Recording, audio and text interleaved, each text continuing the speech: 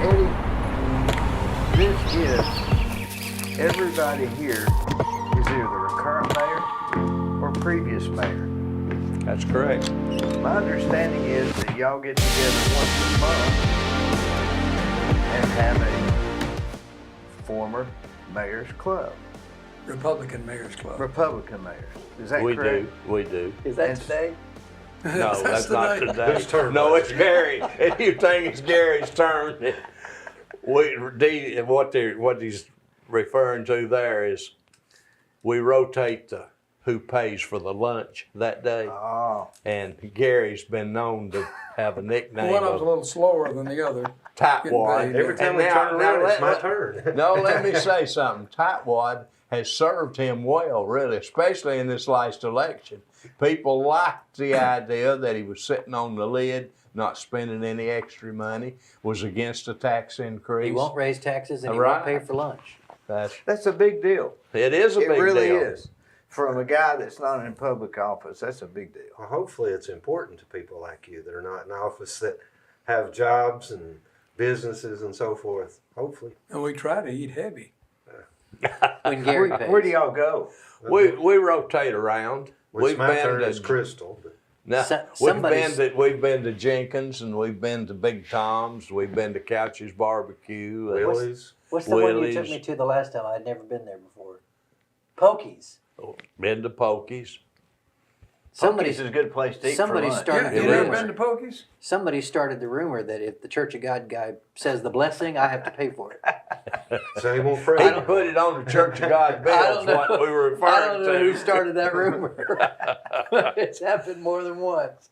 No, I'll say this about the group. We've had a lot of fun. We enjoy shooting the bull with each other and digging a little bit at each other but we can talk serious if we really need to, which is not very often, but Now, didn't the group go to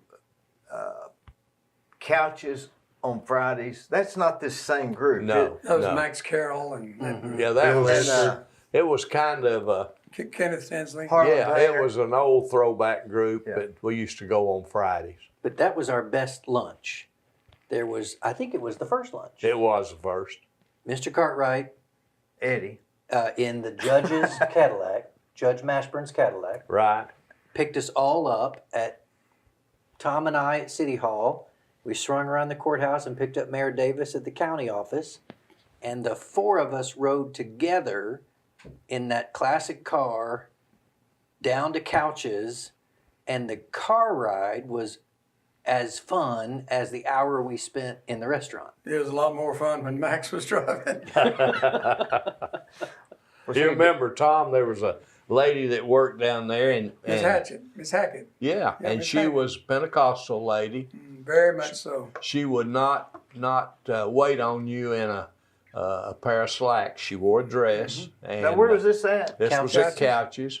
She's And working Max- she's working over at a place over on Gun Barrel Road now, Really? and you can recognize her voice when she's paging somebody. Well, Max Carroll would find an empty Budweiser can, and he'd take it in with him, and he'd set it on the table. Well, she wouldn't come wait on him as long as that can was there. She said, no, don't want anything to Well, do with any beer. we brought a beer license to her one time, and she refused to even put her hands on it. Oh, well. Good times. Well, when Dee first talked about us getting together here on the discussion, why, I said, well, I know a few questions to ask. And I thought we'd start, Dee, if it suits you, with who, how, and why, and being how did we get into politics and who talked us in and who helped us and all that sort of thing. And I figured that Tom served longer than anybody. We let him start. Well, I started out as a candidate for sheriff in the wrong party. And That being the Democrat Party, that's let's correct. clear that up. And I won the primary, and Wendell Who'd you beat in the primary? Ralph Cartwright. Yeah, Ralph Cartwright. Oh, He your never got Uncle over that. Ralph, Your Right. cousin. cousin. Cousin, Democrat cousin. He never I got like over it. Ralph. No, Never got over it. we kidded him. Let me Because interrupt. I'd only lived here We less than 2 kidded years. him about. We used to tell him Tom just lived here 6 months, but the golden voice beat you, and it just killed him. Oh, he didn't like that at all. Anyway, Wendell Davis became one of my best friends. He was elected sheriff of Bradley County. And then I was appointed as commissioner of Fire Parks and Recreation for 6 months when Kenneth Tinsley resigned. And as far as I knew, that was my first venture into politics after the sheriff's race. But it got to be a lot of fun, and a lot of people encouraged me to run, and I did. And it's all been sort of history after that. Who did you run against that first time? Lady, can't think of his name, can't think of her name. She was a lady, and she really worked hard. And the eye doctor, Dr. Horner? Dr. Horner. Wasn't Dr. Horner. It was Duncan. No, it wasn't Duncan. Well, y'all forgive me trying to remember stuff, but it wasn't Dr. Horner, but it was close to it. So there we are. Okay, and you served how many years? 27. 27. Plus Did the- you ever plus the- have an opponent after that first Yes, race? I did have. Do But every other time I had an opponent. Were you one of them that Grover Ice ran against? No, Okay. he ran before I did, I believe. He ran for all three positions that At were one open. time. To city commission same and the time? mayor at the same time. He Did sure he win did. any of them? Didn't win any of them. I remember that. So he went fishing. Didn't he get He kicked? did go fishing on election day. Yeah, and he ended up. I don't know if we're supposed to talk about. I was on city commission. Is that when he got killed? I Did don't he get remember. killed in a Yeah, boat? he drowned Yeah, by himself fishing. yeah.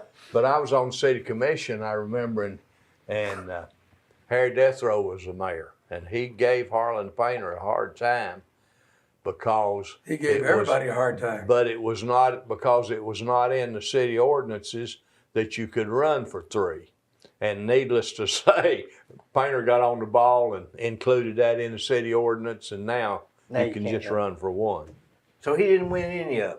Then I remember Corky Whitlock interviewed him after the race, and Grover was all upset. He'd lost all three of them. And he said, just want the general public to know, all you folks that lied to me, old Grover will be laying in the weeds down the road waiting on you. I never forgot that. Were there many lies told? I don't In remember. politics? I'm sure there wasn't. You ever stop to wonder if he'd have won all three of them? Think Yeah, about what would happen? Which one do you choose? I don't. Well, you- he'd have you- chosen. He wanted to be the mayor. He wanted to be the mayor. I knew Grover pretty well, and He ran for a state office too, didn't he? He did. State rep or something like that. Didn't he used to eat at the liar's table? I was probably Well, he ate 15 down years most old, of 14. the time. When I was at the courthouse, he ate and had coffee at Diamond Lil's. Diamond Lil's on the square. his daughter taught school at Right. Cleveland High. Right. She's still alive. I don't know. She might be. Now Harlan was your big tipper.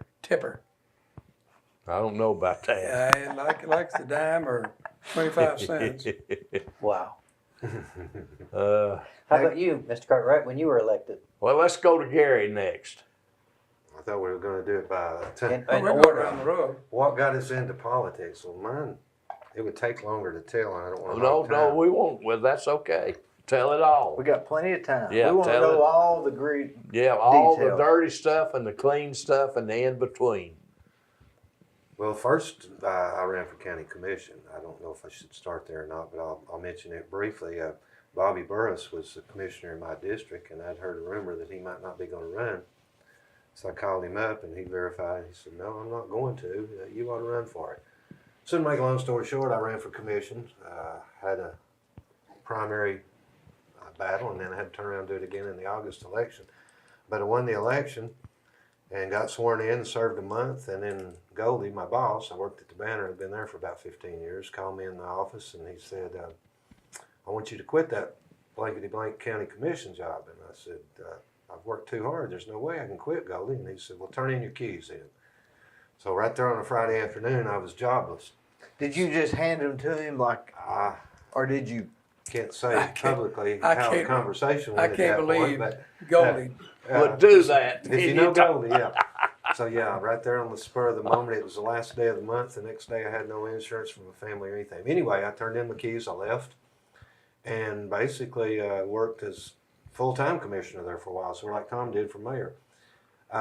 And ended up going back to radio and working that. During that time as on the commission, Where'd you go radio? Which station? And well, I had started out, and we didn't ask for the history there, but I'd started out in WBAC right out of high school and worked at WBAC for several years. And then I managed my brother's clothing store, the Village Esquire, for a couple of years. And then I went to the Banner, and I'd been there for about 15 years. And during the time I was at the Banner, I handled almost everybody, all elected officials' campaigns, except Mr. Cartwright's. I don't know why I didn't do his, but at one time, almost every elected official, I had handled their campaign. I'm trying to talk fast because there's a lot of years here.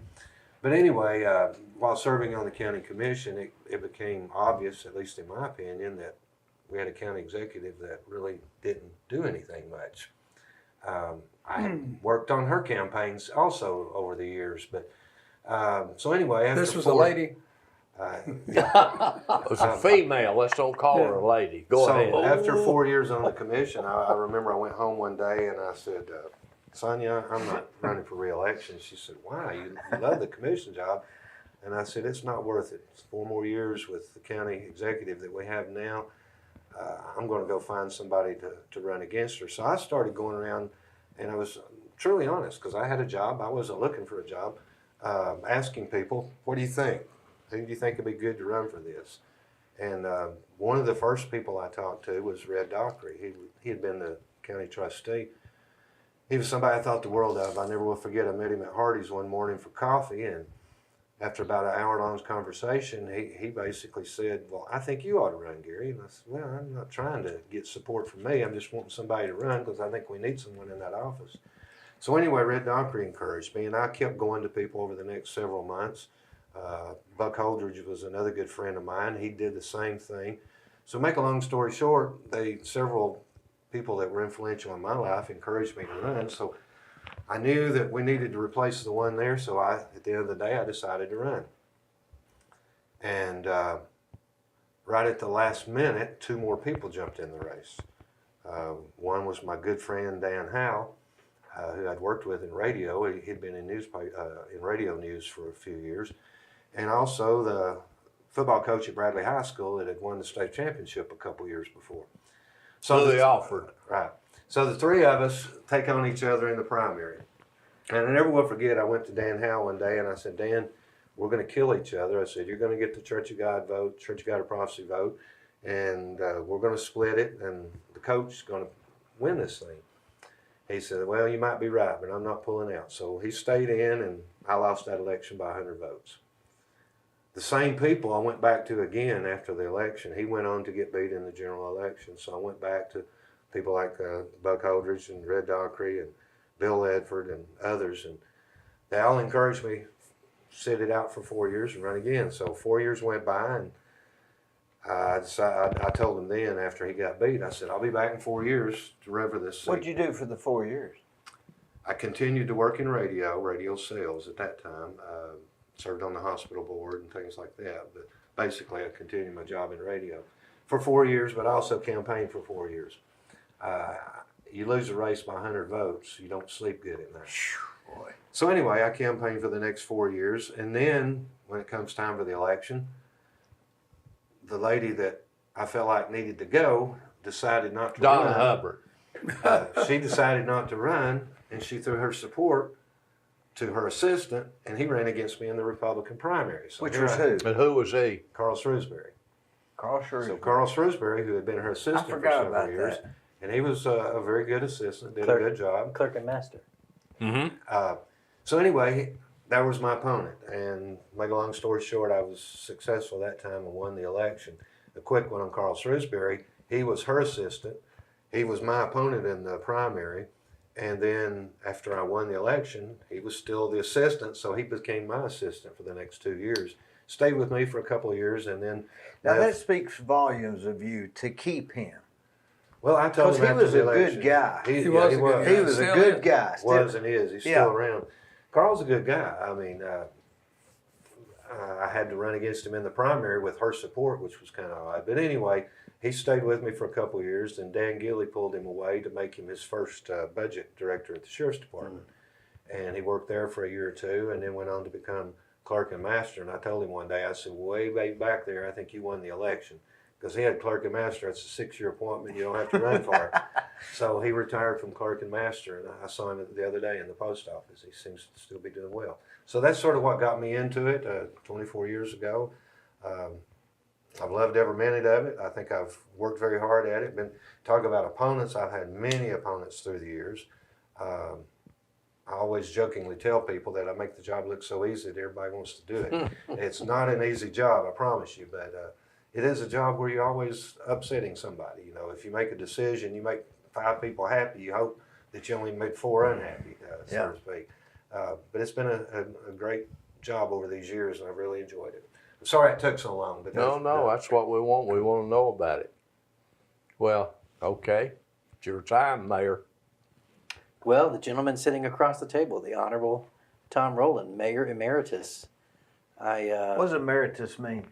Has It been. means a has been No, over the hill. it means you're mayor forever, is what Mayor Emeritus means. The year was 2004, and there was an opening for city council.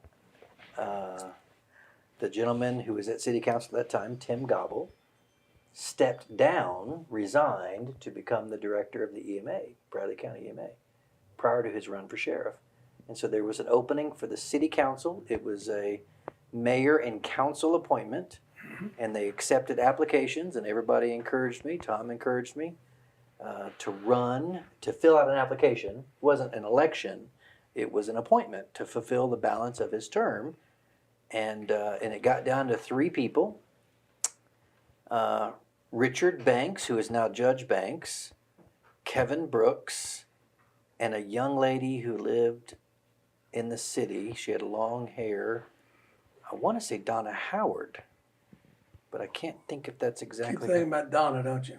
But it was 3 of us, and I lost. So my entry into politics was a failure. And everybody thinks that Kevin Brooks has won everything he's ever Was tried. that a blessing to you, or did You know, it help at the you? time, Mayor Davis said it right. When you lose by 100 votes, you lose sleep at night. When everyone tells you you'll be great and this is what you need to do, and it doesn't happen, it's a huge loss. Mentally, emotionally, you're embarrassed. And Mayor Rowland asked me to come see him privately, and he said, "I believe in you. You've got a great future. If you'll let me help you."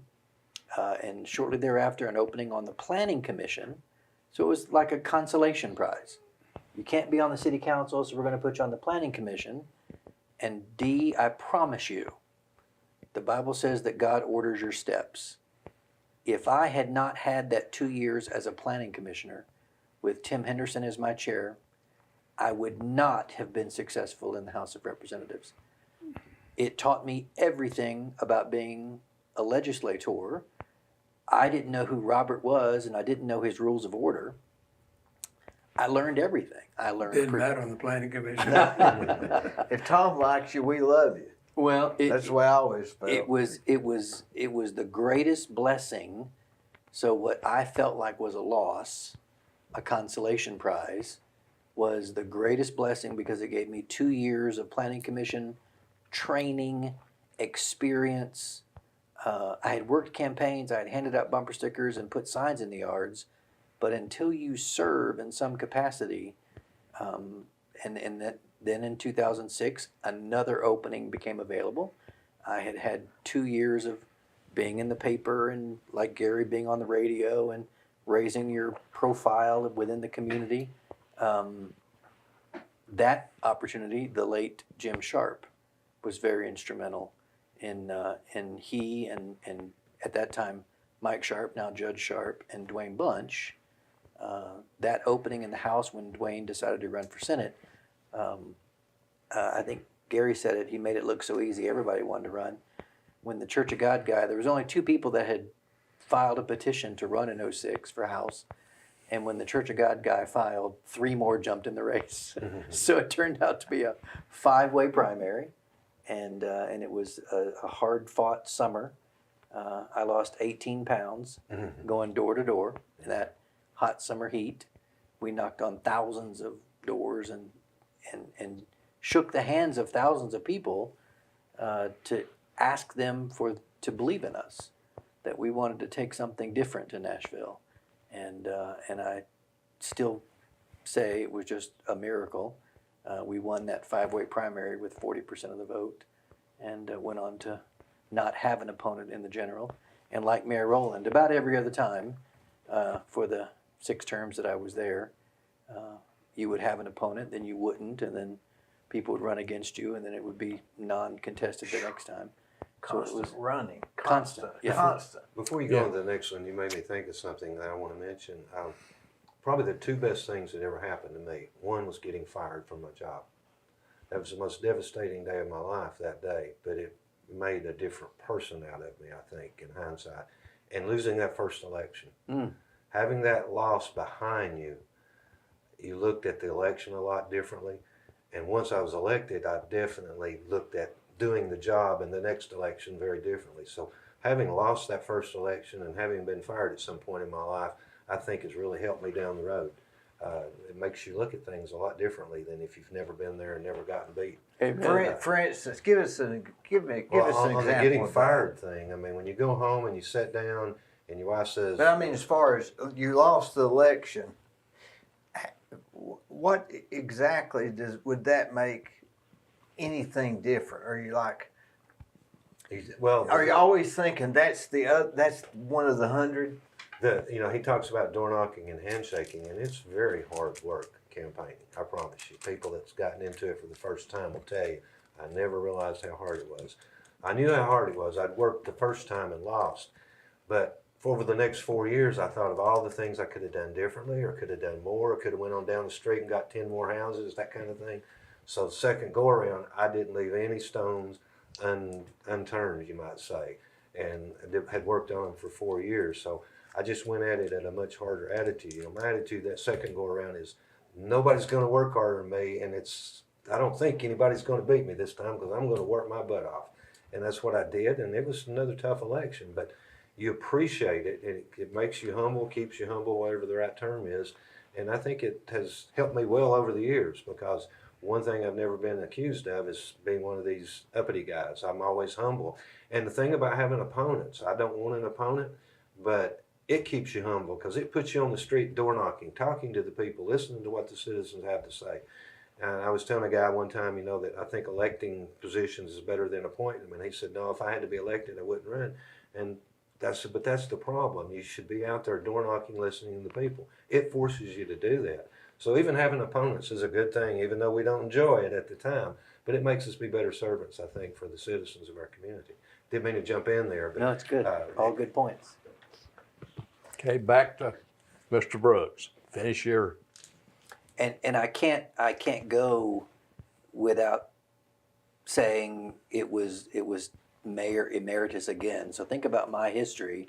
The first time putting me on the Planning Commission, always being encouraging, and then we come to the year 2016, 2017, Mayor Rowland had said, Kevin, I'd like for you to consider running for mayor. And what no one knows, Tom, I don't think anybody, except for our wives, is that I said no the first time. And then I said, Mayor, I've just figured out how to get this done in Nashville, and we've got Exit 20, and the Veterans Home had just been approved, and $23 million for Cleveland State, and I was vice chairman of finance, and it's funny how the Lord works. I had a very miserable 2 years in Nashville, and I remember coming home, and Kim and I had sold the house, and we were in a little condo. And I walked down and saw my friend, the mayor, and I said, would you let me reconsider? And I think, Mr. Cartwright, you were the first person I talked to. I think it was the very first cup of coffee at Lassiter's Coffee Shop in that same plaza. It was, what do you think? And so we began the plans for the 2018 run for mayor. And so Tom has allowed me to serve, and it has come full circle. Long before moving to Cleveland, when I did in the 80s to go to Lee, I talked to her just a few weeks ago, my 12th grade government teacher. Her name is Ginger Malloy, and she lives up in McMinn County. And it was her 12th grade government class that we took our senior trip. You remember your senior trip where you went In high school? In high school? Yeah. So my senior trip to high school was Washington, D.C.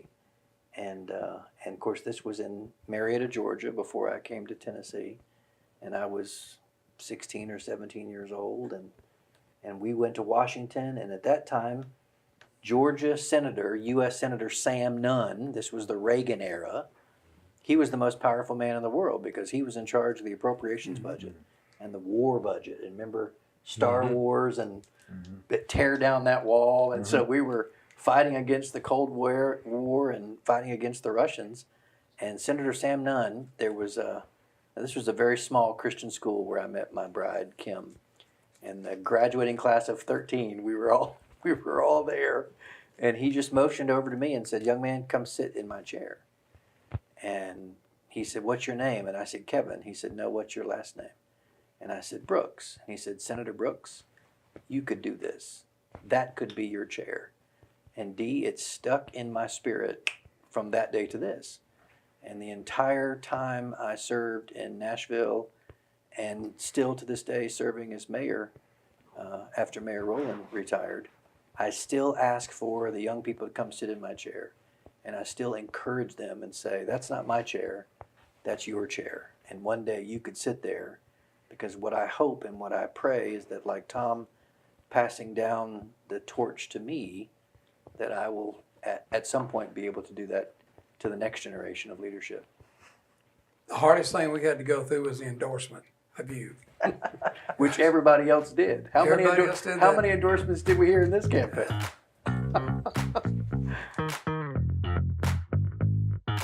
Let me tell you about Capstar Bank. They're located in Nashville, Hendersonville, Gallatin, Athens, Madisonville, Sweetwater, Etowah, and in Cleveland at 950 25th Street and 3855 North Ocoee Street. I've used them. I like them. Give them a try. They're no problem.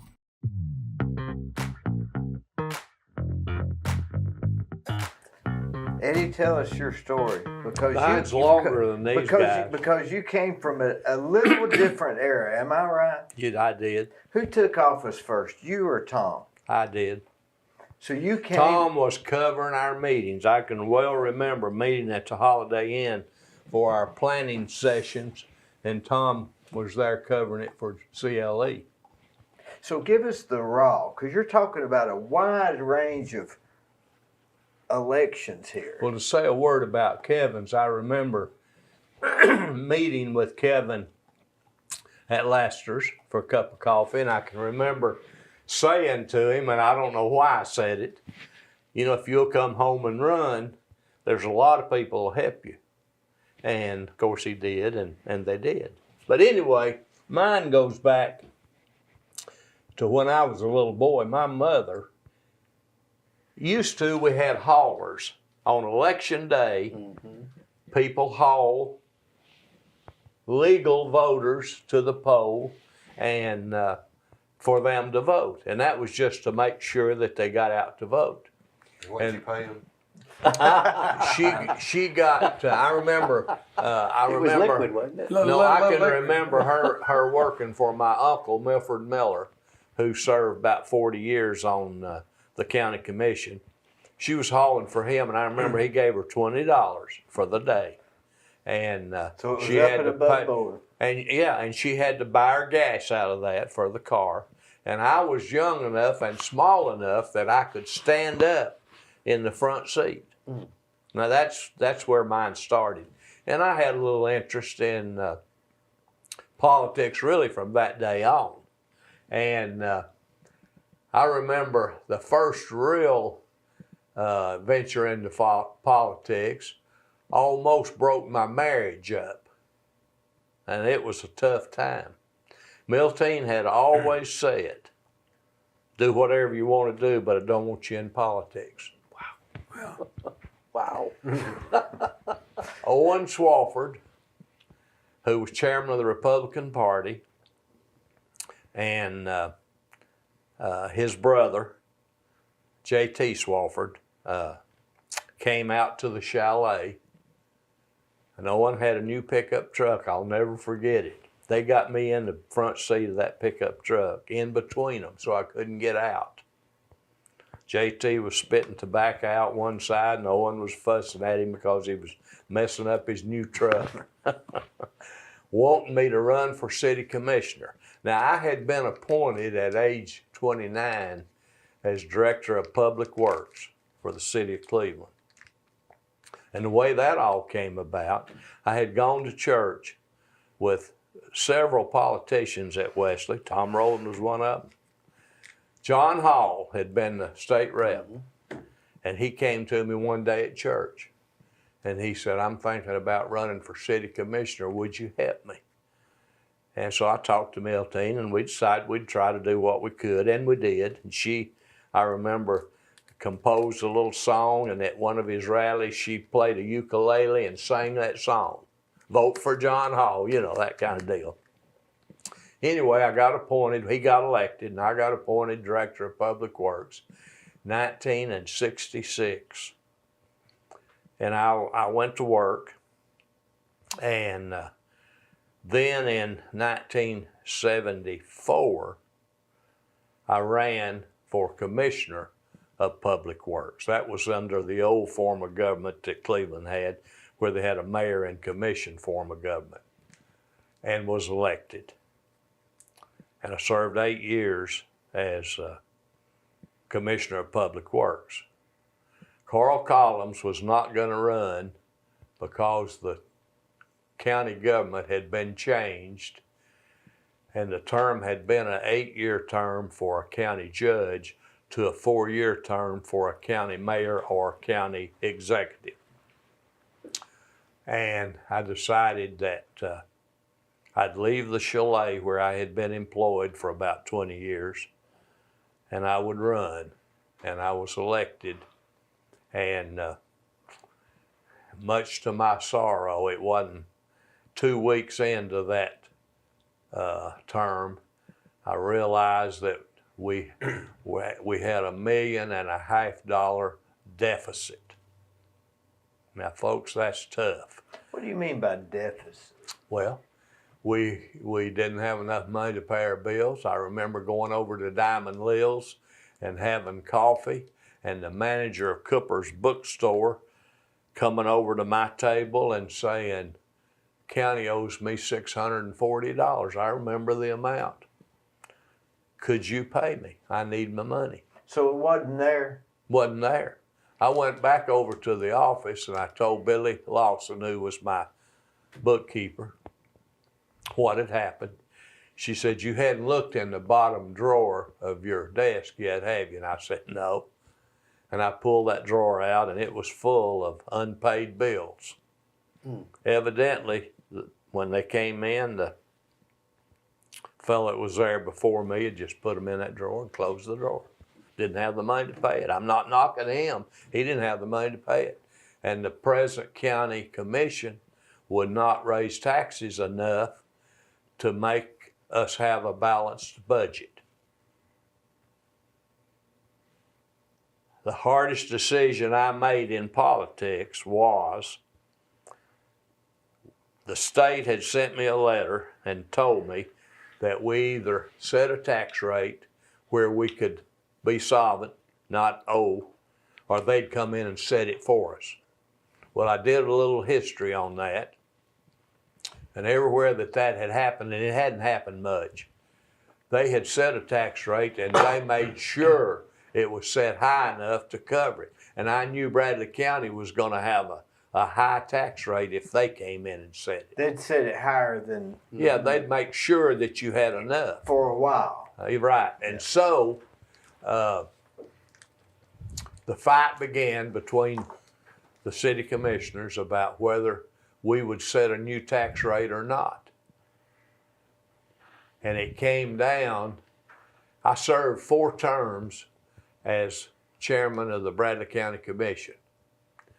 And it came down to, if there was ever a tie, I had the privilege, if you want to call it that, of breaking the tie.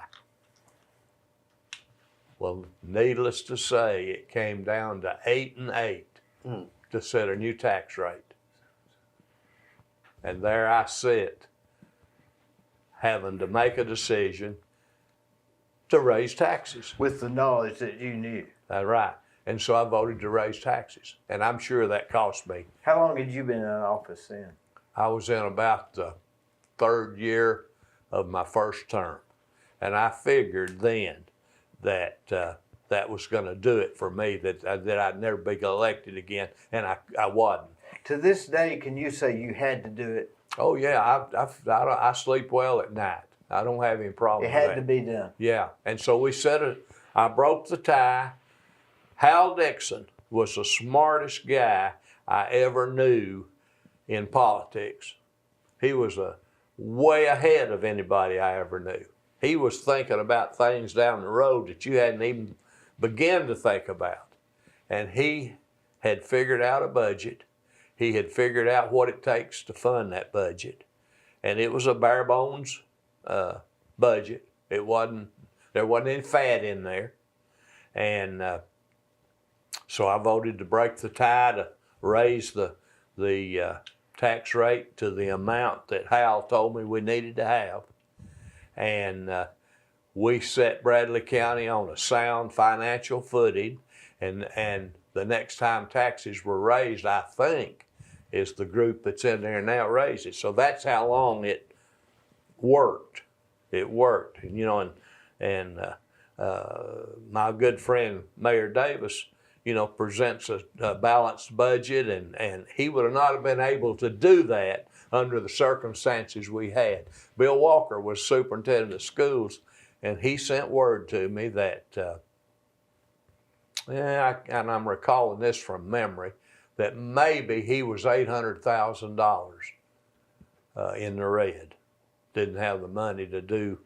And see, we were getting close to not being able to meet the payroll for the teachers. And that's when the state comes in. Once you miss that payroll, state will come and take care of it. Anyway, I have to give credit then to the 3 gentlemen that are here at the table. I was out of politics. The same gentleman that fired Gary Davis was on my case big time. And How come? he was on the school board, and I was on the city commission. And he'd served, and here again, I'm recalling this from memory. He was on city commission? What? He was on No, city I board. was. Oh, he was on school board. He was on school board, and he was chairman. And the teachers were all calling and wanting to him to be replaced. And he had been there like 3 terms. And in those days, the city commission appointed the city school board members. And I was a swing vote on whether he was reappointed or not. Well, you got it again, didn't you? I did. I got it again.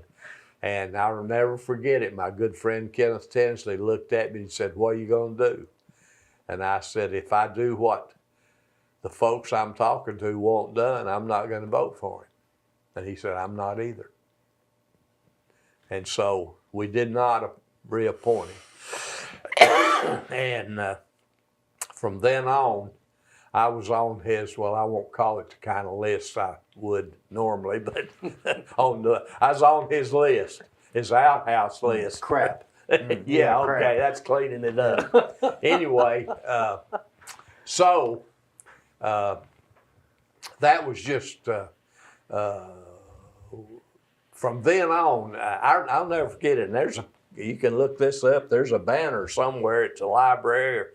It said, headlines, now not just a little story somewhere. Headlines said, "Cartwright breaks tie to raise taxes." That was the headlines in the Banner the next day after we met. Because he was in charge of the Banner. That's right. Oh, yeah. Oh, yeah. And he used it. Completely in charge. What? Completely in charge. Oh, yeah. Iron fist. Yeah. And so anyway, but back to, along came Gary Davis, and Buck Holdridge had died, and he asked me to be his finance campaign manager, whatever you want, title. No title, no work really. Big pay though. What? It's good pay though. Yeah, yeah, real good pay, like zero. But anyway, Gary did a good job of managing his money, raising money to run on, and I signed off on his financial reports. So he kept me, and then he appointed me on the planning commission, county planning commission, and I served, I don't know how long, a term or two, and that kept me a little bit involved. And then one day I got the wild hair that I might like to serve on the Cleveland Utility Board. So I called my good friend Tom Rowland, and I said, Tom, what do you think about me? He said, oh, I'll nominate you. I never forgot that. And I said, well, I think I can get the votes if you nominate me. And of course I did, and I still serve on the Cleveland Utility Board. And that's kept me involved. My term was up, and my good friend Kelvin Brooks renominated me, and so therefore I got to keep my job. So that's kind of my story. I have enjoyed it, and I've made a comment at the well-known liars table not long ago. Everybody was talking politics, and the election had been, and Gary had won big time, and this one had lost, and and I sat there and thought about that, and I just wished that I was younger. And the reason I wished I was younger, I'd still be running. Now, when I got What would you run for? I don't know. Yeah, what would you run for? I don't know. Well, think about it a minute. Well, I'd run for one of two. Good question. One of two jobs, Dee. I would run for county commission or city council. One of those two. At large. Yeah. What about this? Go ahead. But I thought, see, I ran and got beat. I ran 6 times. And I won 5, and I got beat the last time I ran. And I got beat, and here again, I'm recalling this from memory, maybe out of 16,000, I got beat about 200 votes or some number. And like Gary said, you get beat that small, it works on your mind about, well, if I would have done this or I would have done that, could I have won? Mm-hmm. I knew when I ran the last time that my rope was short, and I figured that I could win one more time in a close election and then never be elected again. That's the way I had it figured, and I miscalculated a little bit there. But anyway, Donna Hubbard beat me, and it was a bad day because I knew she knew absolutely zero about politics and running the county government as far as the county executive got to run. I knew that was a bad deal, and it turned out to be a bad deal. Now, she got reelected a time or two, but I could sit back and look at the bad decisions, the way she was going with our county, and it sure was a good day when Gary got elected. I tell you, that was I made a comment in one of his campaign ads or something that I felt like he had been the best county executive or county mayor that we'd ever had, and that I was in a position to make that comment because I had been one, my opponent had been one, and Gary had, and I knew that he was far and away a lot better than the 2 previous ones. Gary was about the best that money could buy.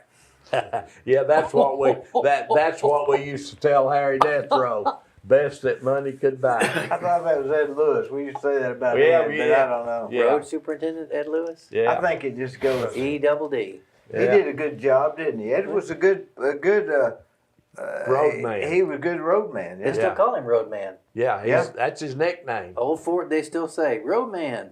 You know, sitting here, y'all, every one of y'all, and I've been involved in politics, not involved, but watching from a sideline since, I don't know, back in the day when, Planning Commission.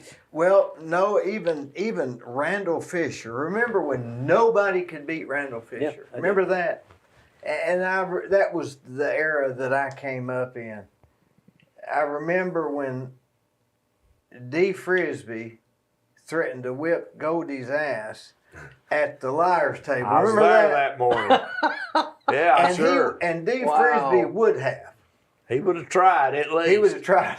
Yeah, he told him, stand up and I'll whip your butt. That's what And he told him. At the And table. Goldie didn't stand up. No, and he went one step farther. He said, well, you won't stand up. If you go outside, I'll whip you. That's right. And he didn't go and Dee outside. Frisbee would have, Yeah, or he would have tried. yeah. He was the only guy that could stand up to Goldie that I remember. And and Goldie was really his boss. Goldie was chairman of the school board and Dee was a principal. And he had had cancer like 4 times. Remember that? I do. Wow. And a great guy, Yes. wasn't he? Yes. I mean, if he didn't like you, you had a problem. You were a problem. Yeah. We've been talking about who got us involved early on. First of all, I'll throw in a question. Who was the one that, I won't say defeated, but replaced Randall Fisher? My dad, I think, wasn't he? No, he served with Randall. With Randall. Yeah, that's right. Uh, Who served? Jerry Anyway, Estes? you can figure that one out. Was it Jerry Estes? Who was it? Sir? Jerry Estes? No. It was Bobby Burris and Randall Fisher, and then I ran, Randall Fisher and Jackie Calloway ran, and Jackie Calloway and I won. So Randall Fisher went out when I went in. Gotcha. That's correct. You know, That came later, right? That was back when the county commissioner ran. You didn't run for each seat. No, you ran no. for. The two yeah, most- if the two three difference. ran, the two highest votes That's right. served. They When didn't- did we change this form of That new government? A and B that they talk about now. Jeff Yarber pushed that probably 8 years ago. It was Jeff Yarber kept pushing that we ought to do that, and then Bill Ledford fought it, and then Bill Ledford retired and went off the commission, and they got it passed once he went out. But I wanted to mention something. You're talking about who got us involved. I'll tell you an ironic twist of things. The very first person that talked to me into running, encouraged me to run, was Red Dockery. 8 years later, his grandson is my opponent. It's kind of ironic. The second person to encourage me to run, who gave me my first $50 contribution, was Von Hamilton. And 12 years later, his granddaughter was my opponent. So be leery of who's your first people to encourage you to run, because their grandson or their granddaughter may run against you down the road. Yeah. So that was funny. Red Dockery isn't alive now, but his grandson was my opponent twice so far. And so far. What's his name? Johnny Mull. And, Is that right? I didn't realize and that. Von Hamilton, I like who's Von. a good friend of mine. He gave me, I never will forget, one day, Diamond Mills, he handed me a $50 bill and he said, here, go buy you some signs. First contribution I had. That was in 98, and in 2010, his granddaughter, Lisa, was my opponent. But he wasn't around. I didn't realize that was his granddaughter. Oh, yeah. So that's kind of an ironic twist of things over the years. You know, and Mr. Cartwright talked about, he said, if you'll come home, Kevin, and run, people will help you. And no one helped me more than Eddie Cartwright. It was absolutely astonishing to me. Now, when you say help, you're serious. I'm not kidding. And he won't take credit for it. Mayor, No, I bet he will, don't Mayor you, Tom? Rowland. Thanks, Dee. Thanks. Mayor Rowland. I'll come back to your program again. Came up and was very generous with his endorsement, and it turned on us. The banner, you Yeah, heard some headlines Yeah. that Eddie Cartwright breaks the tie to raise taxes. Well, the banner opted to think differently about the endorsement, that it wasn't fair, although in the current campaign, no one had a bad word to say about the dozens of endorsements that were offered for the dozens of candidates in a dozen different races. Not one editorial was against endorsements, but in that race at that season, it was deemed inappropriate, and it caused County Executive Cartwright to have to work twice as hard. And I would say he outworked guys my age all day long.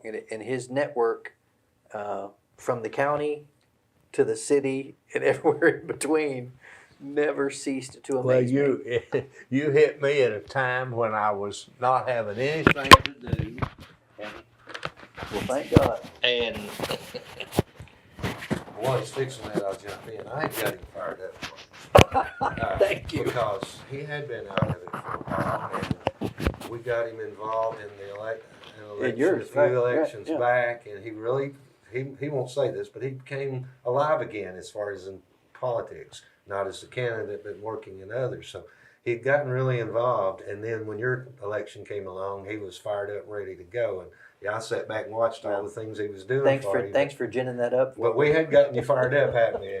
you had. I had not been involved, and Do I owe Miltine an apology if she? no. She'd already got over. Let me finish that little story. That I remember, I was at the chalet, and she loved hot ham and cheese sandwich that we made in the restaurant. I had decided to run. I had told Owen Swafford and J.T. Swafford and some others that I would run. Hadn't talked to her. She didn't have a clue. As a mistake. How old were you, Eddie? 29, he said. 29 was when I was first appointed, so I was there about 4 years. So I was probably 32 or 3, somewhere in there. Anyway, Dee had worked at the chalet. You remember the honeymoon suites? Yes. Okay, it had a little table and chairs and a kitchen and all. So I told my folks that worked for me there, I said, go down there and set that up, and I want to take my wife down there, and I want you to bring her a hot ham and cheese sandwich. And I don't remember what I had, I've got to have a little meeting with her.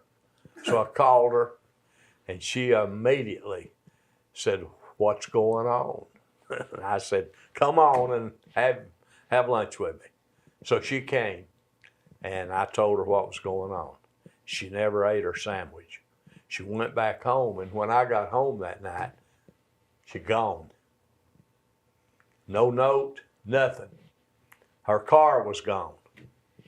So I thought, well, she'll be back in a little while. And she didn't come back. So I slept. This is an untold story. That's right. That's right.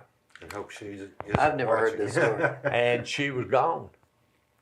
So that was on like I don't remember, maybe a Friday night. And she was gone. It didn't come back. Saturday morning I got up and I thought, man, what's going on? And didn't hear anything all day Saturday. Still gone. Saturday night, no Miltine. Sunday morning, phone rang. And you all don't know Fred Gill, but he was a friend of mine, and we had owned a cabin together over on the river, and he had his job had transferred him to Birmingham. And his old Fred, he said, I'm in a phone booth downtown. He said, I don't know if you know what's going on or what, but Miltine's down here. And I said, well, I'll call. So we hung up, and I called Fred's house. Got Joanne, his wife, and I said, put Miltine on the phone. Miltine who? She, what? I said, no, I know she's there. Let me talk to her. And so I talked to her, and I said, I'll come get you, or you come on home, or whatever you need to do. And she did, and she got over it, and I ran for office. And The rest Well, is how did you phrase that? Was it precious Miltine? I said whatever I needed to say. I don't remember, but I'm sure it was more than that. Because I sure was devastated. We never had any problems. We've been married 66 years, and we've had very few even arguments, let alone problems. But that's a problem. That was a problem. But now she finally got in the harness and was ready to help me run and all that sort of thing. But to get over that initial hump was tough. Tough. She's a great lady. She is that, and I'll have to agree with you.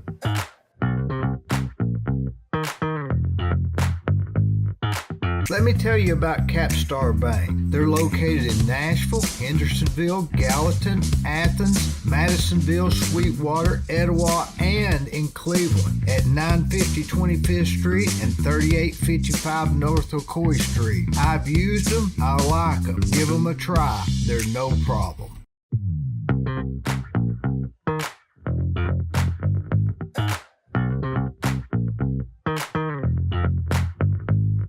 Hello, I'm Dee Burris, and most of you know me as a general contractor. In October of 2020, I started a podcast that I call The Discussion with Dee Burris. Each week, I have conversations with interesting, informative, and fascinating people from Cleveland and Bradley County and the surrounding areas. You can watch the discussion at dburris.com on YouTube and Facebook, where we would ask you to please subscribe, it's free, for updates and notifications of new shows. It's no problem.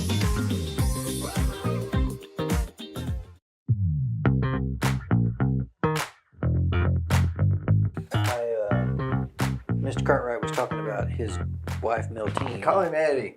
Well, I still call him Mr. Cartwright. I still do. We're friends, I'm right? old school. But I look around this table, and I think Sandra and Miss Davis, Sonia, and Miltine, and Kim, and how instrumental each one of our wives have been and still are to this day in what it is that their husbands have chosen to do. Because the wife is just as much involved And criticized without a voice. Correct. You don't get elected to be first lady. That just comes with it. It's an expectation. And how each one of the ladies around this table, not only as our wife and our helpmate in life, does an incredible job. I've seen Sandra and how she and Tom are such partners.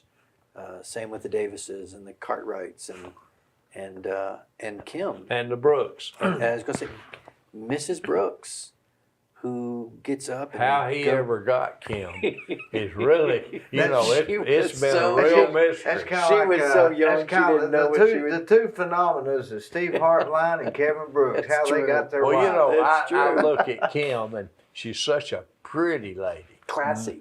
And she's She looks always like a 20-year-old cheerleader. Well, she's always dressed just so, and Good then, posture. yeah. Posture is important. Well, it is, and they don't get paid for it. Somebody said earlier about all the money they get Posture's paid. posture, and yeah, that's important. They don't get paid for it. It's voluntary. It's expected. They're expected to show up, expected to be at places, expected to do things. Get ready. And what about the meetings when you say, "Oh, I forgot to tell you, Oh, tomorrow night all we've the got to time. go to Tomorrow so and night. so I'll or save whatever the it day. is." Oh, honey, it's 5 o'clock, and we're That supposed to happens be a at lot. At we're supposed to be at the so-and-so. museum at 6. Do y'all ever get? Do they ever get mad? Because I could see that happening. Like I'm not going or something like that. Of course, they end up going, but you have to go through that. I would say that they're disappointed that we don't do a better job letting them know. I don't know. I'll go one step farther than that. I've kidded Tom Rowland for years. Sandra is a gifted lady as far as being able to do a write-up, having worked at the Banner, and You want me credit. and no, I'm telling you what, I can read where Roland said We all something, can. and I know who wrote it, and it'll be Sandra. Sandra's they a were PR in my machine. Sunday school class, so I got to know kind of the way she thought and talked and all. And I could read those articles and tell it was Sandra's doing, which was good for Tom. Good for And Tom. since I've had this surgery, the 5 surgeries I had in a month's time, thanks to Dr. Winger. And you Dr. folks, Winger, yeah. He did that. She's been the helpmate I would never imagine. Oh, I could yeah. have. Oh, But, yeah. but all 4 of y'all have a different thing. I'm looking from the outside in. Y'all have a different thing, a charisma that other people don't have. You're articulate. You can all talk. Your speech flows. It's a gift, and I'm sure y'all don't realize you've got it. And I don't know where you got that. I assume you were born with it. Well, and Cartwright always promises tomatoes, but they never come. Sorry, Eddie. I don't think you're born with it. I know I wasn't. Well, When I was in high school, I was the most timid, bashful young guy you'll ever know. what school did you go to learn it? Lily Frank Fitzgerald. Wow. She was she had Arch's mother? that's Archie's wife. Why? Arch's mom. Rodney's. Rodney's mother. Glenn Ramsey's what? They're kin folks, but I don't know. But I tell you what happened to her. She was teaching, and Arch was her student, a senior, and she was single, and they married. Now, this day and time, they probably frown on that, but this was a long. No, go over that again. Lily Frank Fitzgerald was Lily Frank Hahn, Haun. J.C. Hahn? She No. was kin folks. Probably, I think so. Anyway, she was teaching at Bradley, and Arch Fitzgerald, who went on to be at the Bank and Trust a lot of years. Anyway, he was a pretty good athlete in her class as a senior, and they got married. Is that right? Yeah, How they much got- older was she than him? 10 years, I understand, Good but I'm not gosh. sure of that. Anyway, she had Rodney, only child she had, as far as I know, and she quit teaching until Rodney got up to, I guess, first grade age, and then she came back to Bradley. Well, there was not an opening in English, but there was an opening in speech class, and I had speech under her, and she did wonders for me. She took me aside just almost like I was the only student she had, and she said, you know, you can do this. You just got to decide you can do this. And she taught, I'll never forget this, she taught me, she said, the first thing you ought to really say if you're making a speech to a group, you need to have something that gets their attention, because she said, it doesn't matter what you say if you don't have their attention. But if you'll say something, and I remember my speech, I was playing basketball at Bradley, and I remember I had read an article somewhere where a guy had put on his warm-up and had forgot to put his basketball trunks on. He must have been nervous. Anyway, coach sent him in, and when he jerked his warm-up off, he didn't have his pants, his basketball. And my What, first, like his underwear? a jock strap, I guess. Oh. Anyway, my first sentence was, "Have you ever lost your britches?" And that got their attention, and I never forgot that. And even when I went to college, I had a speech teacher, and it was not a very good teacher, but I told him about that, and he said, you had a good speech teacher. But she went on to be a more than excellent English teacher. She was really good. As a matter of fact, I was city commissioner in charge of public works, and she called one day and she said, my street needs to be paved. It's never been paved since the original street was laid out. And it did need to be paved. I had her, Milteen had her, my son Tim had her, And Jill was going to have her the next year, but she was retiring. I said, I'll make a deal with you, Miss Fitzgerald. I couldn't call her Lily Frank. I said, I'll make a deal with you. I'll pave your street if you'll stay one more year and let my daughter have you for English. And she laughed and she said, I'd love to do that, but I've already filed all my paperwork and it's too far gone now. And so I still paved her street. And I know I saw her some years later in a food store, grocery store. She was an aisle over, and I knew she was an aisle. I knew she could hear what I was saying. And I wasn't talking to anybody, but I said, have you lost your pants lately? I said, I was playing basketball. And she, before I could go any farther, she said, Eddie Cartwright, I'm hearing every word you're saying. And she came around the corner, and she was a great lady. And She didn't mind correcting you either on the radio. No, she was a really good teacher. Really. Did you have her? You know, I started to say I had her at Bradley too for senior English. And a quick one on when I first got elected. I got elected, sworn in this particular morning. And at noon that day, I was speaking to some group. I don't remember who at the time.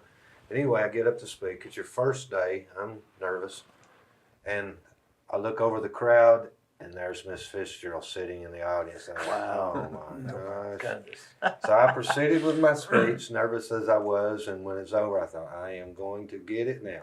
I finished my speech. The thing was over. Everybody's shaking hands and all this stuff. And on the way out, there's Miss Fitzgerald at the door. She said, Gary, she put her hands on my shoulder. She said, you need to do this, you need to do this, you need to do. She proceeded to critique the speech, which I knew she would. But yeah, that's Miss Fitzgerald. She was a perfectionist, and she was always working to make you better. Right. But that very first day, she got me started out. Did y'all have the Dale Carnegie course? Did you? I did. And You did? Did you? No. My grandmother was a member of Toastmasters. Was you a member of Toastmasters? No. And she would I had the Dale Carnegie. she would You learned a correct lot. Yeah, I loved it. Yeah. she would correct Everybody my ought to speeches. take that class. She would critique me, correct me as I was growing up, and she would say, well, at Toastmasters they taught us, and she would begin to speak that into me at a very, very young age. And then my father introduced Which me to did you like better? Which benefited you more, the Dale Carnegie or the Toastmasters? I think the Dale Carnegie,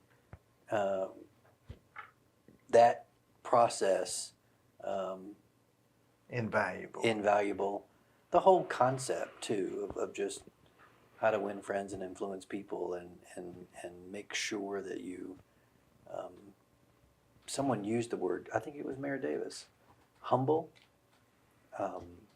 It's stunning how many people in our selected profession, or as my wife calls, political hobby, think that they already know or already have figured it all out.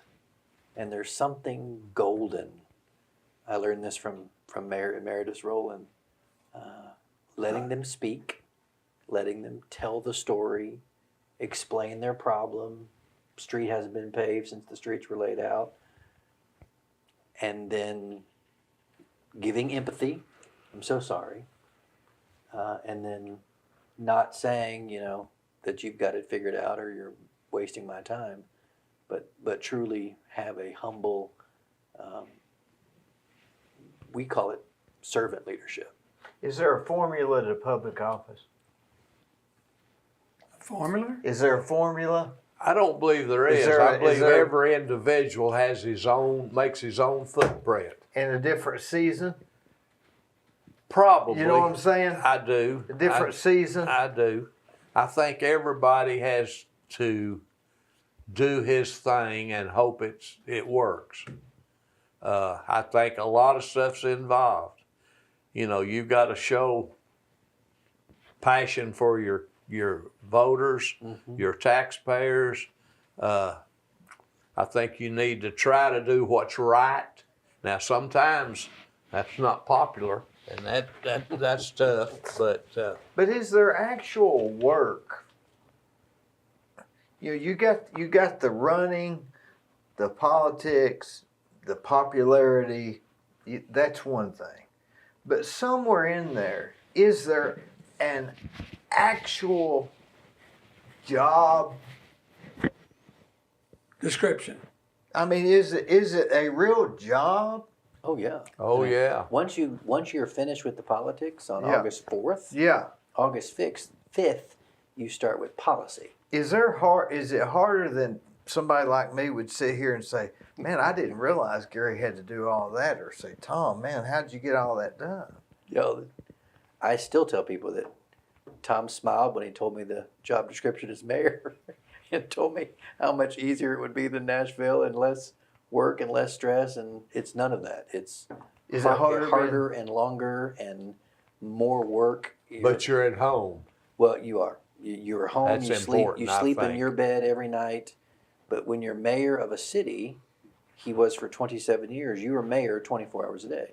You're county mayor 24 hours a day, and it's breakfast, lunch, and dinner. It's Saturdays and Sundays. I got calls today, on Sunday, God, about things that I have to fix tomorrow. a ditch or something, 100%. who knows? 100%. Yeah, but on the other hand, I was going fishing day before yesterday, I'm surprised about that. and I got a phone call in the car, and it was Mayor Brooks. And the guy that was driving the car had already talked to me about a fella right over here on Savannah Avenue who was complaining about people driving too fast on his street. And I told Mayor Brooks, and he had an answer for it. And anyway, that's not what I want to tell. This fellow had not been for Mayor Brooks in the election. And after we hung up, he said, you know, one of the biggest mistakes I've made politically, and he's not a political person, he said, a fellow at the liar's table who's a county commissioner talked me into being for Kevin Brooks' opponent. And he said, that was a mistake. And he said, but I'll make up for it in the future. So, you know, you never know when you're doing something and you're not really trying to get a vote. You don't even know a vote's involved when how it can come around and help you. And you know, and I really think, and maybe it's just me, I was born and raised in Bradley County, and my family has been involved politically all my life. All my life. My dad was roadman. He was the Republican committeeman for the Mayfield precinct. Wow. He served on the city school board. My uncle Milford Miller served 44 years on the county commission. My half-brother Elmer was in charge of sanitation for the city of Cleveland.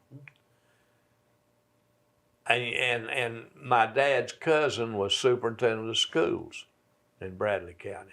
So we've been, and I don't mean this in any bragging kind of way, it's just that that's been an interest among our folks. And why it is, I don't know. I believe it goes beyond being articulate and being popular. I think that the passion to serve and the love of Cleveland and or Bradley County, I think it comes out in a way that's beyond Art Fitzgerald's wife and beyond Dale Carnegie and beyond Mayor Rowland's magnetism. I think it just is, there's something that's there that I don't know what it is. I don't either. But it's there. But I do think this. Am I right? You're absolutely right. At some point, you need to know how to say no. Mm. I served on 11 committees, 11 different Boards, yeah. boards and so forth. But now I have learned I'm down to about 4 or 5 now, and I'm going to go lower than that. I'm not going to say. I'm on 2. Dee, there's Well- something about public service. And And when I'm you wore out with it. well when you serve on one that you can see, Life Bridges is a good example. Oh yeah. When I can see that you're helping people that can't help themselves, and then they really can't. I mean, there's a certain gratification you get out of it. Let me interject for a minute. Did Clifton Weaver die this week? Clifton died. That's a good story. Let me tell Tell that us that, story. because we mentioned him last week on the podcast. Was he still alive? And we didn't know, and he died this week. He What did. are the odds of that? Yeah, What are the odds of that? But what was his dad's name? Jim? Gene. Gene. I kept calling him I Jim. played golf with Gene about 20 years. Gene's father had a machine shop at 5 Point when I was young, and Gene worked there for his dad. Remember Gene had the necklaces? That's right. Long before they were popular. That's right. And Gene's wife died in an insane asylum, Oh, I didn't know that. Clifton's mama. Clifton has a sister. That's all that's left. She lives up in Kentucky. And Gene came to my house one day after we played golf. He said, I want to talk to you. And I said, okay, come on in. That's not been too long ago. I remember that. He said, I'm going to die one of these days, and Clifton's not going to have a place to live. Clifton's not going to have anybody to take care of him. He said, aren't you on the board at Life Bridges? And I said, yes.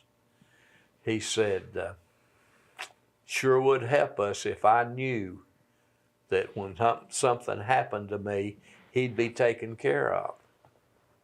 So I set about trying to figure out how we would do that. As far in the future, who knew when Gene was going to die? When would you know? So I talked to Walter Hunt. Walter was in charge of Life Bridges at the time. And Walter said, well, he'll have to be tested at team evaluation because he doesn't have any money. Gene doesn't have any money. For him to be funded to our program, he got to meet the criteria. It so happened that my wife was a liaison officer for team evaluation. And if you know Miltine, like for instance, Tom, she's straight-laced. She'd never tell you a dirty joke. She'd never use a cuss word. She's just that way. That's her nature. So Clifton goes down to team evaluation to be tested. And you have to make under 70 on your IQ test to be eligible. He made 71. He wasn't eligible. I sat Miltine down one night. I said, now listen to me. Yeah. He's not going to have anywhere to live. This is not something that needs to happen this way. Yeah, he made that by an accident, right? And so I said, can we not have him retested? She said, well, it'd probably make the same grade. I said, do you not know the doctor that tests him? She grinned. She said, yeah. She told me his name, Dr. Rubin. I remember his name, from Atlanta. I said, he needs to make a 69. Now, here's the way I'd go about it if it was me, hoping she'd follow that. I said, first of all, when you take him from here to Chattanooga, I'd talk to him all the way down there about, now, Clifton, you don't have to do your best. Yeah. You know, and I said, but you also need to have the groundwork laid with the doctor that he needs to make a 69. He made a 71. Again? Again, he made a 71. But when the report came in, it was 69. The doctor had listened to Miltine. She had talked to him and told him, and he changed the report. If anybody needed help, it was Clifton. That's right. I didn't have to take a test to know that. That's right. And so he and you wouldn't believe the pretty little room he lived in. Where was it? Out by Cleveland State in one of our homes. You really took care of him, Eddie. And he- I remember Gene asking you to do that. He had a little room, And I don't know how they let him have, most of them have 2 or 3 in a room. You know, that's just the way it is to take care of. He had a room by himself. It was a small room, maybe half as big as this room. And he had a twin bed. He had a little TV, had a little radio, and he could operate both of those. And he lived there till he died. And even when hospice came in his last days, they came into the home out there. And I'll tell you a funny story about it. He would end up at Cracker Barrel or the Old Fort. Yeah. And he would eat, and then he would sit around and wait for somebody to say, "You need a ride?" Yeah. And Or a lot dessert. of people I drove have, it. yeah, everybody. I drove him home. Okay, well, 15 times. one morning he came in the Old Fort and he sat at the liar's table. I don't remember. He came to the liar's table. Well, Corky gave him his food. He didn't Sure. charge him. And when they came around, Wanda was working there then, and she got his order. And I didn't hear what he ordered, but I was sitting at the other end of the table, and I watched what he got. He had a couple of eggs and sausage and biscuits and gravy. So I said, "Clifton," I said, "does Life Bridges not feed you any breakfast?" And he said, "Yeah."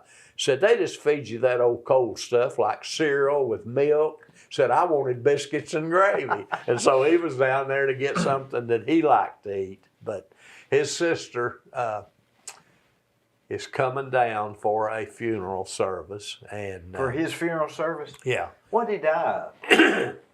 You know, I don't know. How old would he have been?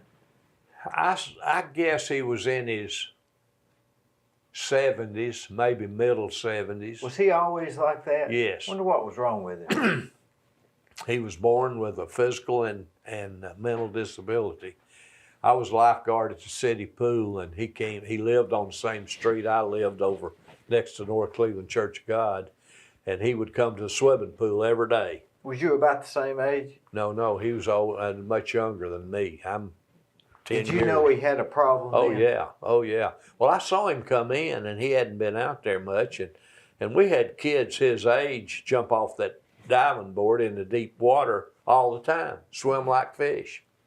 I saw him get up on the diving board, and I thought, well, old Clifton probably can swim. Man, he went off that diving board, didn't dive, he jumped, and that got my attention. I was sitting up on the lifeguard chair.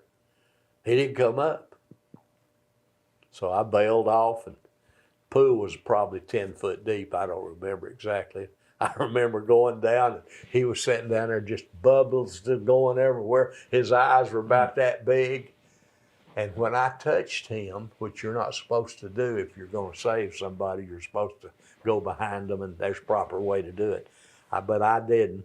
Man, he grabbed me around the neck, and I had my feet on the bottom of the pool, and I pushed off and came up right by the ladder, and he grabbed that ladder.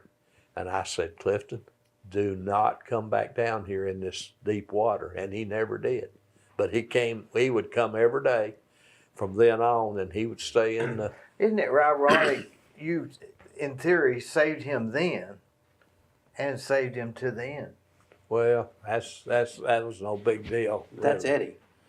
That, you know, he That's Eddie was... Carter. Isn't that ironic? He needed help, and What he did got Gene it. do for a living? He worked for his dad, John, 5 points. 5 Points, in a little machine shop. And When I knew him, he was already retired. yeah, Gene, Did you know him, Tom? I knew him. Gene liked to shoot pool, gamble on the ball games. Liked women. He dated the same lady 37 years. Wow. He sure did. Couldn't settle down. Didn't he have missing teeth right through here? Something like that. Might have. I think he had. I tell you, when his lady friend died, they, of course, were not married, and they're 37 years they dated, and he moped around. And playing golf, he was just not the same guy. One morning, he was just a humming and a whistling, and I said, "Whoa!" I said, "What's going on here, Weaver?" He said, "Got a new girlfriend," and she was 89 years old, and he was probably 70. So I said, is she not a little old? He said, it doesn't matter. So, He was a good guy. oh wasn't he? yeah, he's a good guy. Good guy. Clifton would go to the funeral homes when they had refreshments. And churches, every church Yeah, meeting yeah, he'd they always- had. Did he live? He lived over there next to Deer Park, right? That's right. That's and right. Didn't he have like a? Didn't he not have like a regular shower? What was the deal with that? Well, that is an unusual thing. There was no bathtub or shower in the house. And I asked Gene one day, I said, what do you do?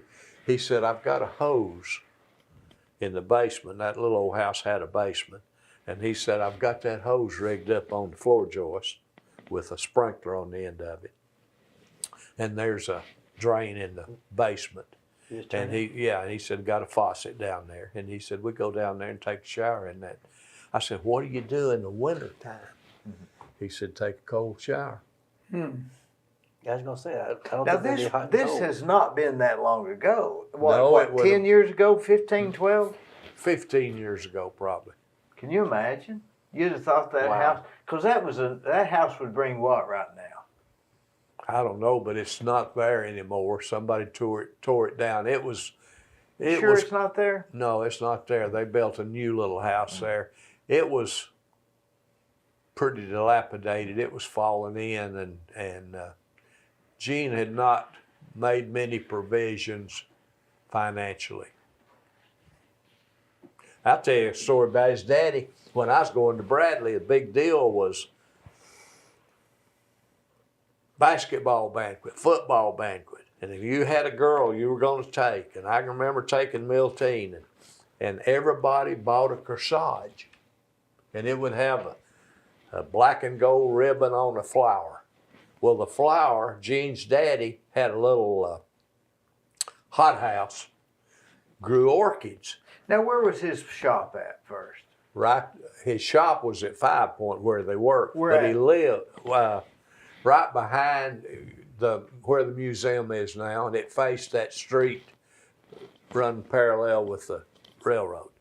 But he lived on Georgetown Road, along about 20th Street, in a brick house. The house is still there, and in the backyard he had a greenhouse. And he grew orchids as a hobby and sold them. And when you were taking your girlfriend just before you picked her up, you went by Mr. Weaver's, and for $3 you got an orchid.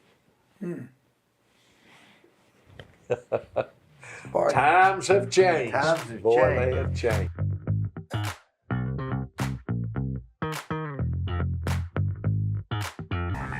If you want residential or commercial plumbing, give Rick's Plumbing a call. Call Jason or Josh. They'll do you a good job. I use them. I've used them for years. They're no problem.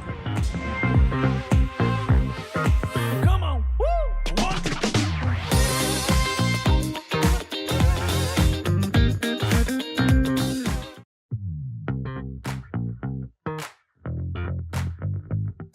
Let me ask you this, speaking of times changing, when did the city change its form of government? Where like in, Talk to What Tom. was the deal? 1992, actually. Yeah. was started- you already in office? Oh Yeah. yeah. Why did you do that? I didn't do it. Well, who did it? The Lawsuit. referendum of the people. Why? Don't ask me. It began as a lawsuit, Yeah. representation lawsuit. Chattanooga was. Now tell us, what was it prior to that? Because I remember that being, Prior to that, you had a mayor and 5 commissioners. Commissioners like Mr. And Cartwright. each one was Four. over one department. 4 instead of 5. well, didn't that The work mayor pretty had well? the mayor had a vote. That made 5. Well, did that work good? Yeah. It Not wasn't anymore. a district, so they claimed that they didn't have equal representation. They didn't subpoena me, but they called me and asked me to testify before them.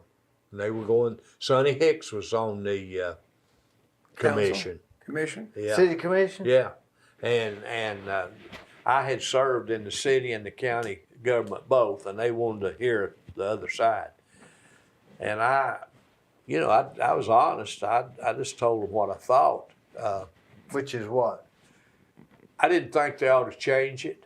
And the reason I didn't think it, I had watched the county work, and the county, if you had a commissioner from Charleston, I don't care if you had somebody in Valley View had a problem and you voted to correct the problem at Valley View, the guy at Charleston wanted his pound of flesh too. And the city, everybody looked after the whole city. They didn't have a district. There was no districts. You were elected, you ran citywide.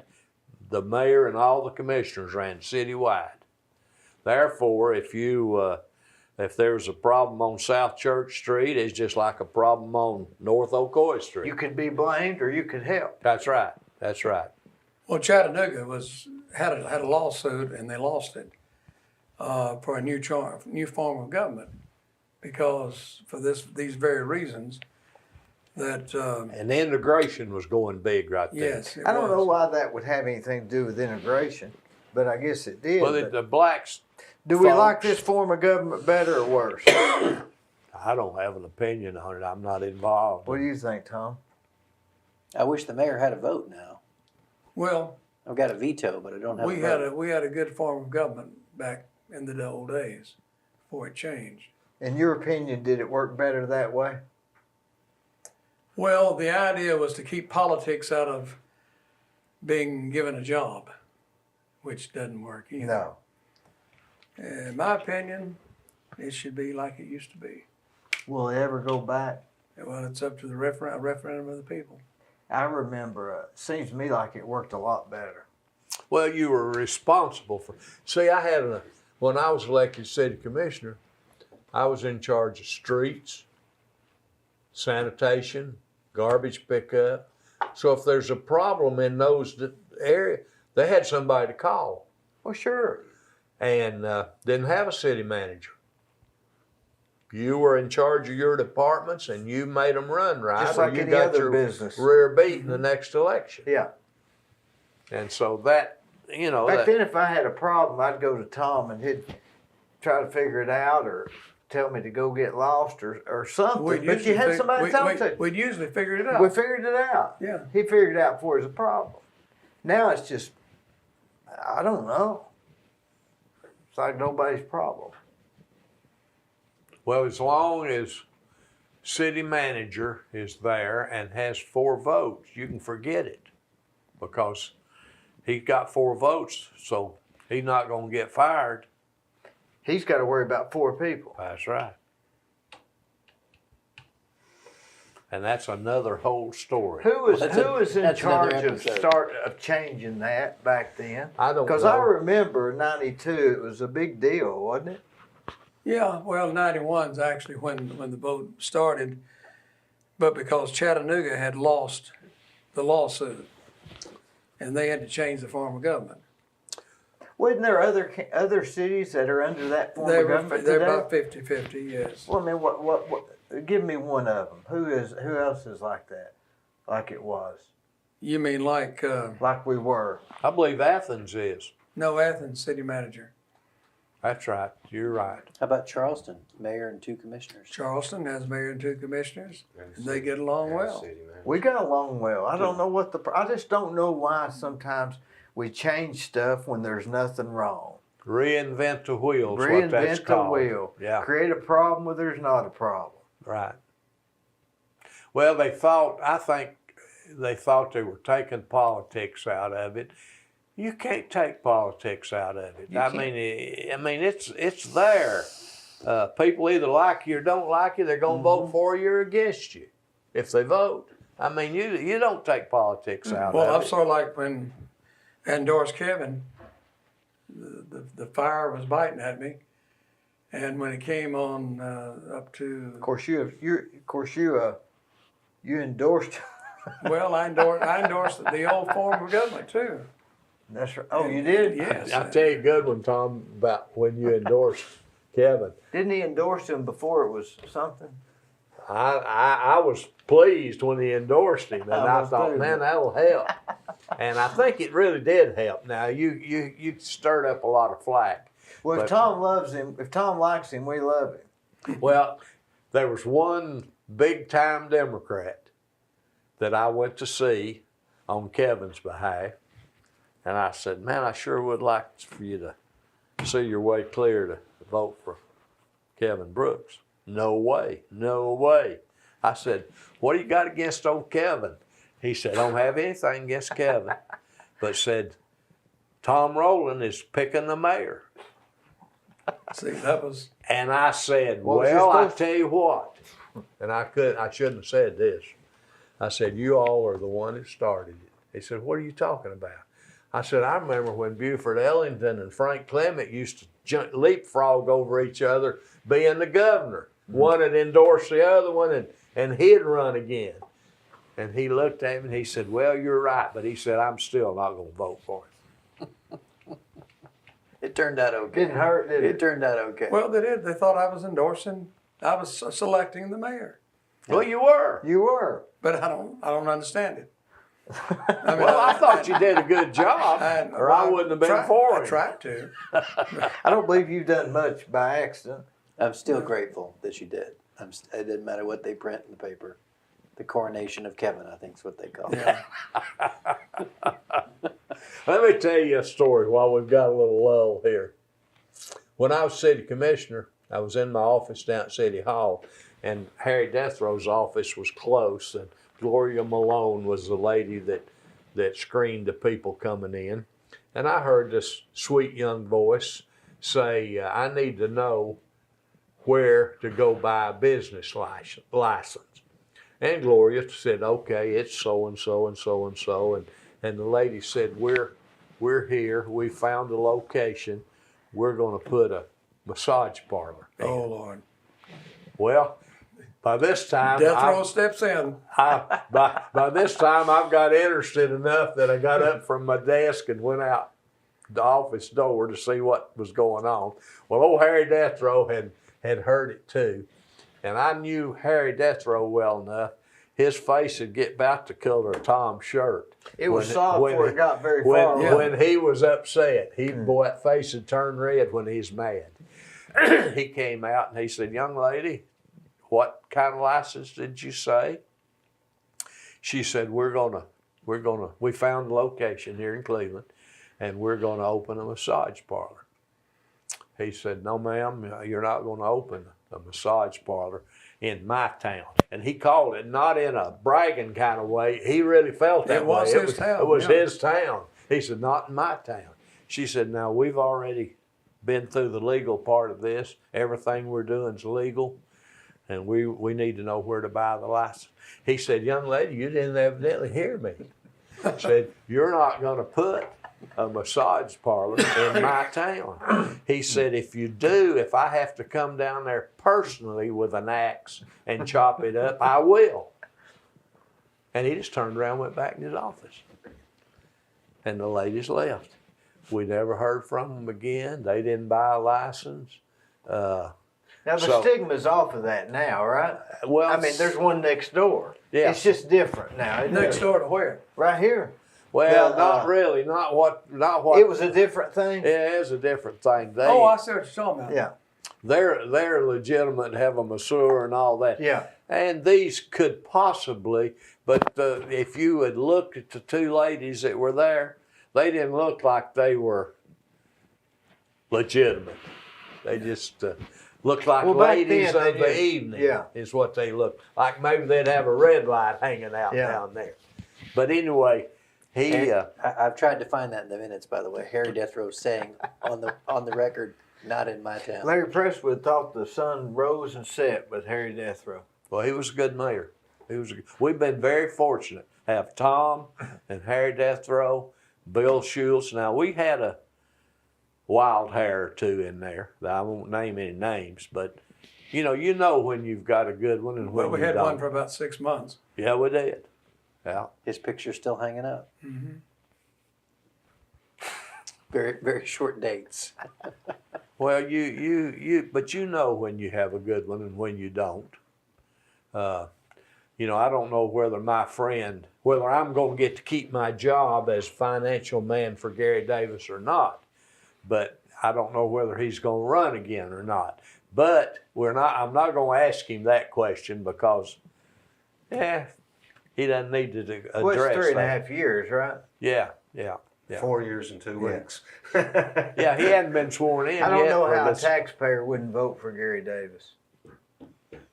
You think Tightwad's a good name for him? Oh Lord, yeah. I appreciate that. Yeah. Bill Everett always said your rope gets shorter. It does. And Well, Normally. you get to, you make one person mad ever so often, it just, your rope Yeah. does get Start shorter. gets- to an It's like extent. it's like compound it's interest. compound interest. Yeah, but I tell you what I really think. I think Gary's probably the most powerful politician in Bradley County. I mean, you don't run like he ran last time and carry every precinct in the county. Now, the city's a little different, and Kevin did well. But the county's a whole different animal. Oh, man. There's places out there that I go now that I didn't even know existed when I ran. You know, you really need to touch all the bases in the county, and that's not easy to do. I was talking to a guy that ran for office recently, and I said, "Hey, don't confuse business with politics." Was I correct? Is it different?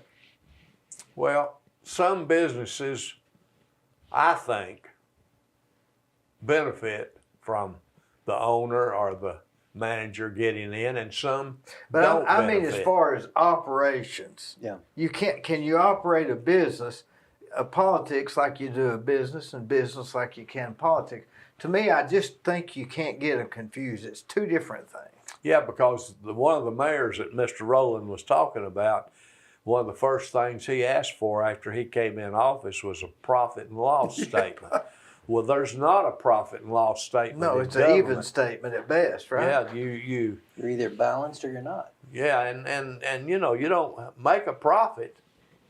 I mean, you know, you just don't. You know, you could have the wrong person in office, and nobody would know it, and they could run us completely into bankruptcy, and nobody would know it. Am I right? Yeah, but you'd know eventually because somebody'd have to pay the teachers and all that kind Yeah, of stuff. but when they don't get paid, what happens? I mean, State it's not comes like in. See, right now the comptroller forces Mayor Davis and I to both have a certain number of dollars in reserves, and there's got to be a certain number of dollars in our. As a matter of fact, we got an email this week that, and I'm sure Mayor Davis got the same one, that the comptroller of the state of Tennessee deems our budget to be balanced. It has been officially approved, and I forwarded it to the city manager and our CFO Sean McKay, and it basically gives us the, just like those set of blueprints right next to you have to have that stamp from the state of Tennessee. So does our budget. It's got to be stamped. Are we in control or are they in control? I think we are being. So we can operate within this range as long as we don't get out of it. It's a safety measure. It's a pressure valve. Good thing we got it. I guess. I think so. There are cities. Mayor Davis. Are there touched on- cities that have gone bankrupt? Oh, 100%. Oh, yes. yeah. Name 100%. one.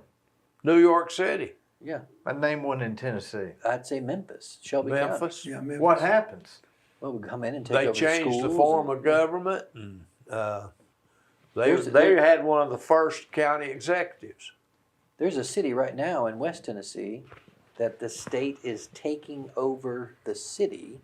It's in the area of the Blue Oval. I'm sure Gary's heard about this, and they're in default. They're spending more money than they're bringing in, and the state, there is still on the books the ability in statute for the state of Tennessee, the comptroller's office, to come in and take over operations of that city. And it's in part due to the Like a rescission, or what do they call that when the bank takes over Yeah, it's thing, a like rescission. what's that word? Foreclosure? No, the one they do where they come and manage it for you. I know what you're talking about. You know, starts Yeah. with an R. Every city's different because the cities create themselves. So charter. Yeah. yeah, Isn't it just a isn't it just a glorified homeowners association? some would say that. But let me finish. With county government, Some would not. with county government, I wish you were in office a while and get your butt chewed on. You'd understand. Receivership. Receivership. Yeah, receivership. Where they control the But it's checkbook. almost impossible with county governments because we're an entity of state government. Now, I often think and have the discussions with state, do you run it or do we run it? You know, we have to have those discussions sometimes. But we only have the authority that they allow you to have. The state. Right. We are an entity of state government. That's why all counties are the same. What's the city? The cities create themselves. we have our own They're their own charters. little world, so to speak. But are they under yours? No. No. Ironically, the millions of dollars that are coming from Washington to the states for COVID, all of that ARP money comes to County Mayor Davis. There are 95 checks that are written, one for each county, and then they disperse to the cities, municipalities within their county. And he's very generous. But they have a close. That's a stretch. Wow. Wow, that's a scoop, I think. The comptroller's office, you know, is Are they tough? yes, Yeah, oh, and yeah. rightfully so because of things that have happened. I don't know of a county that's ever happened to. I don't see how it could in Tennessee, because they're all set up the same. They all have the same responsibilities. And they all have the same oversight. But some cities, and usually when you're talking about cities, it's not a Memphis or something. It's a little town you never heard of out here, and they don't watch them as close as they do counties. And so, it's possible, but they've really clamped down on how governments work. You was talking about business and government. It's not really business and politics. I always tell people government ought to work more like a business. Ought to work more like a business, but it can't operate like a business because you have a profit and loss statement. You're there to make money. Government's not in business to make money. We're in the service business. And we hope to stay in the black based on the revenue that's coming in. And we ought to do things more like a business does when we can, but you can't operate government exactly like a business because it is totally different. It's true. And that's confusing to people a lot of times. That should be our goal, working more like a business. You'll have someone running for office for the first time. Well, when I'm elected, I'm going to operate Yeah. government more like a Can't do it. business. They don't have a clue, although that should be our goal. And so I've always looked at it. Our goal is to be more like a business, but we're actually in the business of service. And it's not going to ever work exactly like a business. So if you can understand the difference there, because you hear that debate a lot, and it's because they really don't understand how it works. We're in the business to serve. Therefore, the sheriff's department is not going to make money. I mean, we spend over $1 million a year for health care alone at that facility out there. So it can't How make much? money. Over $1 million just on health care for inmates. So there's a lot of things that we're legally Quit locking them up. obligated to do that costs a lot of money. And keeping all of those things in check and balanced is, I could solve that one. Quit locking them up, right? They're not. yeah, but It you ain't don't want to be real bad. like California and let them out all the time Yeah, either. yeah. So, you See, know, I'm just the opposite. I'm like lock up more, Yeah. and I won't have the problems on the Greenway. Well, I tell you what, guys, we've been here 2 hours, and I don't know how long Dee is allowing us, but I guess if you could make a closing statement, if you look at local government and even our state representatives, both Senate and representative, we're in excellent shape. I don't ever remember us being in as good a shape with our office holders. Now, there's a councilman or a county commissioner that maybe I would change if I had that authority. But overall, if you look at City Hall and the courthouse and our state boys, Cleveland and Bradley County is in excellent shape. I don't ever remember us being this. Usually we always have got a weak link here and one there, and there's some stronger than others, but overall, I really think we're in good shape. We live in the best city and county in the Hub world. In of- the world. Hub of the universe. That's the way I look at it. And I tell, a lot of people don't know what a good garden spot is, but I use that. This is the garden spot of Tennessee, Cleveland and Bradley County. Let me ask you all this. What are we going to do? There's not a newspaper. There's not a Goldie printing the headlines. The only way that a person can give his statement is through Twitter, which nobody's on around here, or some, but not in the masses. There's no newspaper. You've got to go on WCLE in the morning to be heard. Am I right? Is there No, another you're place? wrong. Well, where is it? No, then? you're the discussion. The discussion. That's it. Thank you. Thanks, Dee. Thanks. Thanks, Dee. I Thank you, love, Dave. Enjoyed it. I love all y'all. Thank you so much.